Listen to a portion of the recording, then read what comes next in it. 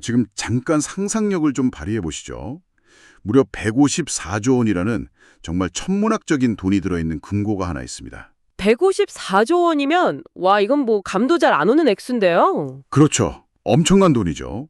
그런데 그 금고 자물쇠가 고장난 채로 수많은 사람이 오가는 광장 한가운데 덩그러니 방치되어 있다면 어떨까요? 누구나 마음만 먹으면 슬쩍 손댈 수 있는 상태로 말입니다. 어휴, 당장 큰일이 나겠죠. 상상만 해도 끔찍한 상황이네요. 네, 정말 비현실적으로 들리시겠지만 사실 지금 당장 대한민국에서 치매를 앓고 계신 어르신들이 보유한 자산의 현 주소가 딱 이렇습니다. 아, 치매 어르신들의 자산 규모가 그 정도나 되는군요. 맞아요.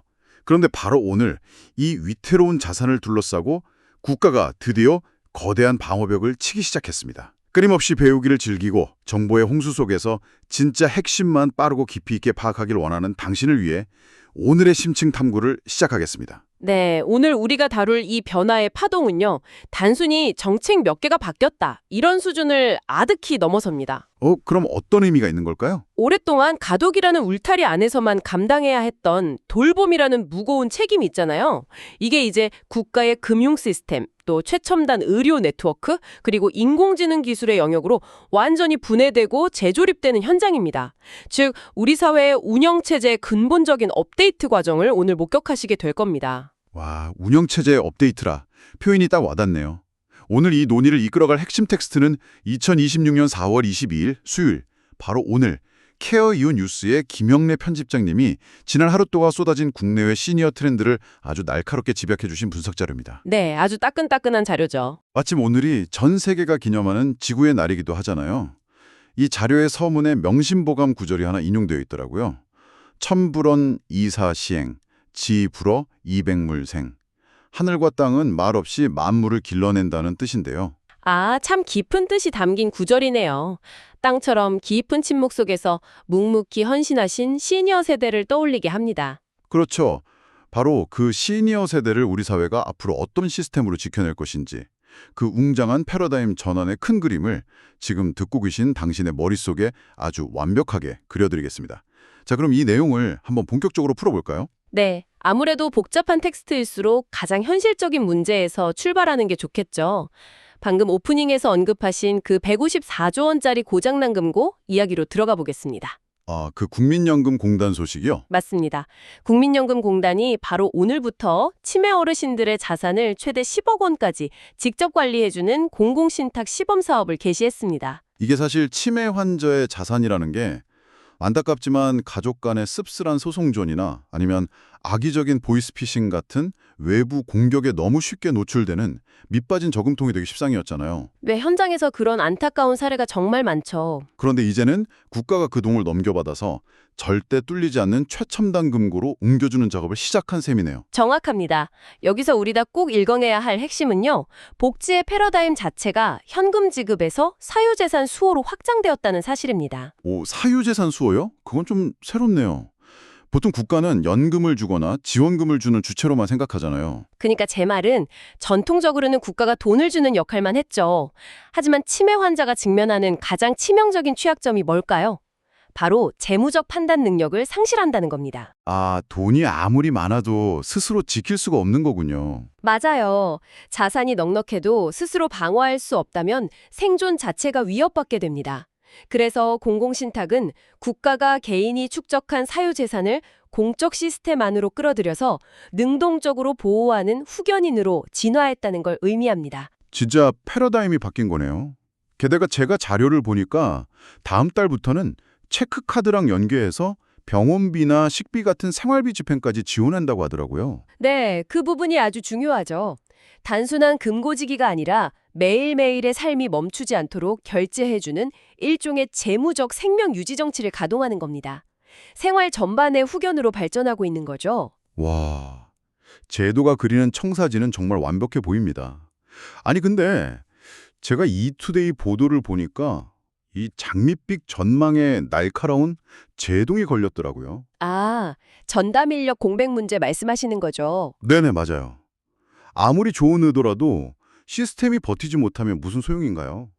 국가가 만든 무적의 금고라도 그 금고 문을 제때 열고 닫으면서 결제해줄 실무자가 부족하면 현장은 마비되는 거 아닌가 싶거든요. 아주 예리한 지적이십니다. 저도 전적으로 동의하는데요.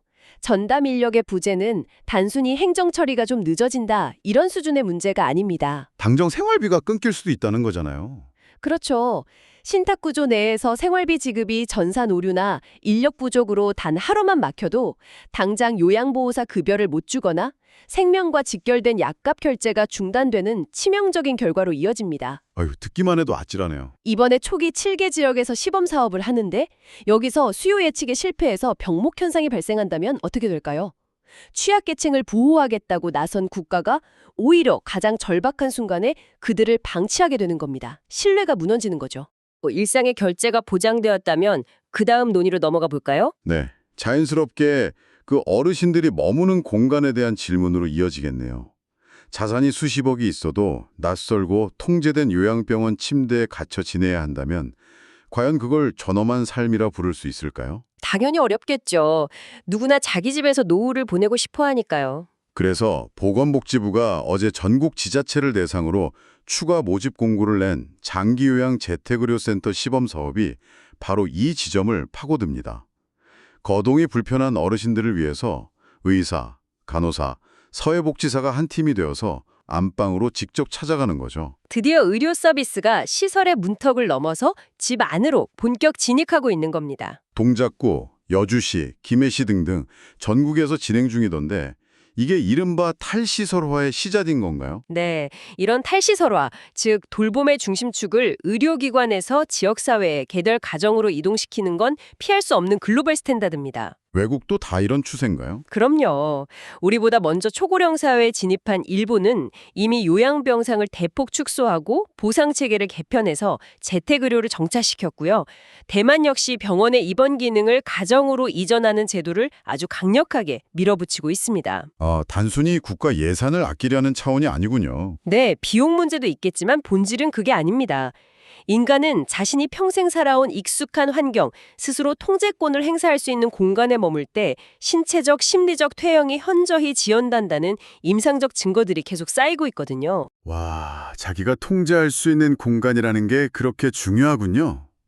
그런데 여기서 정말 흥미로운 부분이 있습니다. 자료의 이면을 들여다보면 내 집 거실을 둘러싸고 벌어지는 이 조용한 혁명 속에서 아주 거친 가치관의 충돌이 벌어지고 있더라고요. 며칠 전 국회에서 있었던 그 논장 말씀하시는 거군요. 맞아요. 남인순 의원이나 최보연 의원 등이 주도한 의료기사법 개정 촉구 기자회견이 도화선이 됐죠. 이게 쉽게 말해서 물리치료사나 작업치료사가 의사의 직접적인 현장 지도 없이도 어르신 집에 방문해서 재활치료를 할 수 있게 규제를 풀자는 건데 대한의사협회는 결사반대를 하고 있습니다. 양측의 입장이 아주 팽팽하게 맞서고 있는 상황이죠. 청주시 사례를 보니까 진짜 현장이 얼마나 답답한지 알겠더라고요. 지자체가 방문 재활 서비스 예산을 다 편성해 놨는데 이 법령에 가로막혀서 치료사가 현장을 나가지 못하고 예산이 허공에 떠 있는 촌국이 벌어지고 있습니다. 이게 참 단순히 특정 직역 간의 밥그릇 싸움으로 치부하면 안 됩니다. 매우 중요한 질문을 던지는 의료 시스템의 본질적인 딜레마거든요. 저는 양측의 주장을 아주 객관적으로 볼 필요가 있다고 생각합니다. 전문가의 중립적인 시각이 필요하겠네요. 의협의 반대 이유는 뭔가요? 의협이 주장하는 환자 안전은 사실 의료에서 절대 타협할 수 없는 대원칙입니다. 고령 환자들은 언제 심혈관계 이상이나 호흡기 문제가 터질지 모르는 기저질환을 안고 계시거든요. 재활치료 도중에 응급 상황이 발생했을 때 즉각적인 의학적 개입이 불가능하다면 자칫 생명을 잇는 치명적인 사고로 직결될 수 있다는 우려는 의학적으로 지극히 타당합니다. 듣고 보니 환자 안전 측면에서는 충분히 나올 수 있는 우려네요. 그럼 치료사나 장애인 단체 측의 주장은 어떤가요? 그쪽의 절박함 역시 현실의 민낯을 정확히 대변하고 있습니다. 의사가 직접 모든 가정을 방문해야만 재활이 가능하다는 현행법을 고수하면 현실적으로 의사 인력이 절대적으로 부족하기 때문에 재택재활은 영원히 그림의 떡으로 남게 된다는 거죠. 법 개정 없이는 서비스 자체가 불가능하다는 항변입니다. 양측 논리가 둘 다 일리가 있어서 진짜 딜레마네요. 근데 이 평행선이 계속되는 동안 결국 가장 큰 피해를 보는 건 집안에서 기다리시는 어르신들 아닌가요? 바로 그겁니다. 우리가 여기서 던져야 할 질문은 그래서 무엇이 중요한가, 이 지연이 어떤 결과를 낳고 있는가 하는 점입니다. 법안 문구를 두고 국회에서 줄다리기가 이어지는 이 순간에도 누군가의 다리 근육은 굳어가고 관절 가동 범위는 영구적으로 줄어들고 있습니다. 어르신들에게 근 손실은 치명적이잖아요. 네, 일상생활 능력의 영구적 상실을 의미하죠. 완벽한 안정장치가 마련될 때까지 제도를 멈춰 세울 것이 아니라 생체 데이터를 실시간 전송하는 비대면 모니터링을 도입한다든지 특수 훈련을 받은 치료사에게만 제한적으로 권한을 주는 식의 실용적 타협안이 빨리 나와야 합니다. 타협이 늦어질수록 생존의 골든타임을 놓치고 있는 거니까요. 맞습니다. 의료 인력은 부족하고 법적 공방은 이렇게 길어진다면 결국 이 거대한 공백을 도대체 무엇으로 메워야 할까요? 여기서 세 번째 트렌드, 바로 기술의 역습이 등장합니다. 에이즈테크 시전의 움직임이 심상치 않죠. 네, 보건복지부가 에이즈테크 5대 거점 센터를 구축하겠다고 발표했고요. 어제 산업계에서 쏟아진 소식들을 보면 정말 공상과학 영화 같습니다. 11랩스와 케어링이 협력해서 무려 1만 2천 명 대상의 AI 마음 돌봄 서비스를 제공한다고 하고요. 와, 규모가 엄청나네요. 비버랩스의 AI 운동 처방 기술이나 케어닥의 마곡 하이엔드 복합센터 구축 소식까지 기술이 이제는 인간의 노동을 보조하는 걸 넘어서 돌봄 생태계를 완전히 주도하는 메인 시스템으로 진화하는 느낌이에요. 특히 음성 AI 기술이 비약적으로 발전하면서 과거엔 불가능하다고 여겼던 감정 노동 영역까지 기계가 대체할 수 있다는 가능성을 열어줬습니다. 기술 발전 속도가 거의 수직 상승 중이죠. 아니 근데 저는 이 화려한 첨단 기술 소식들을 들으면서 청취자분들을 대신해서 꼭 묻고 싶은 게 있습니다. 네, 어떤 점이 우려되시나요?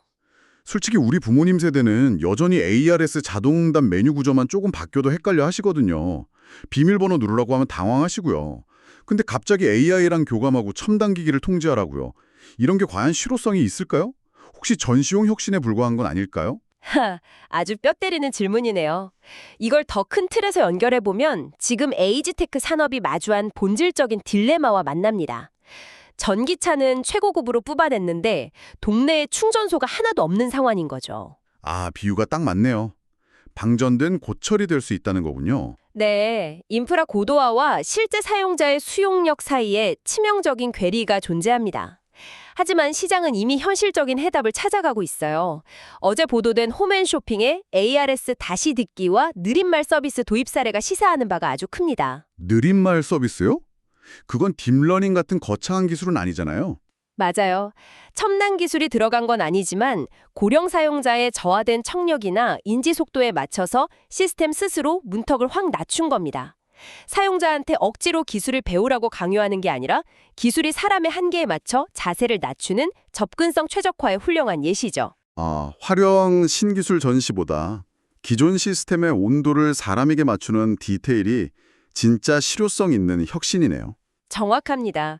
그리고 또 하나, 기술의 문턱을 낮추는 동시에 어르신들 스스로의 역량을 끌어올리는 디지털 리터러시 교육이 반드시 평행선을 그리며 발전해야 합니다.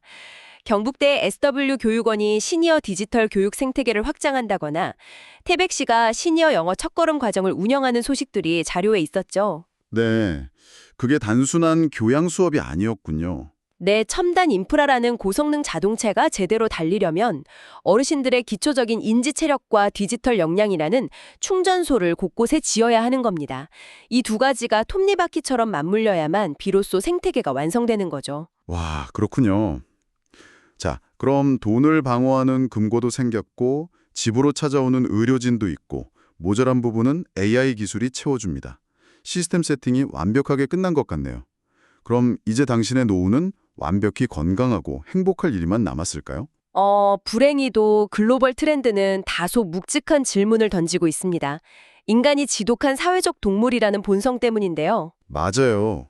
자료에 소개된 세 가지 해외 사례가 우리가 놓치고 있던 노화의 진짜 얼굴을 들이밉니다. 첫 번째, 미국 연구 결과 보고 저는 진짜 감탄했어요. 주변에 짜증나는 사람, 갈등을 유발하는 사람이랑 계속 엮이면 실제로 생물학적 노화가 빨라진다고 하더라고요. 네, 이게 단순히 기분이 상한다는 은유적 표현이 아닙니다. 스트레스와 노화의 관계를 분자 생물학적으로 입증한 건데요. 갈등이 계속되면 우리 몸에서 코르티솔이라는 스트레스 호르몬이 만성적으로 나옵니다.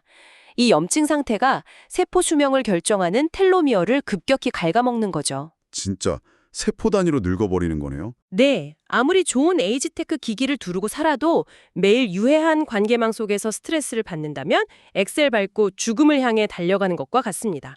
건강한 사회적 관계망 자체가 최고의 예방의학이라는 걸 과학이 증명한 겁니다. 그 관계망이라는 게 참 중요한데 프랑스랑 영국 사례를 보면 경제적 요인이나 사회 변화 앞에서 이게 얼마나 쉽게 무너지는지 적나라하게 보여줍니다.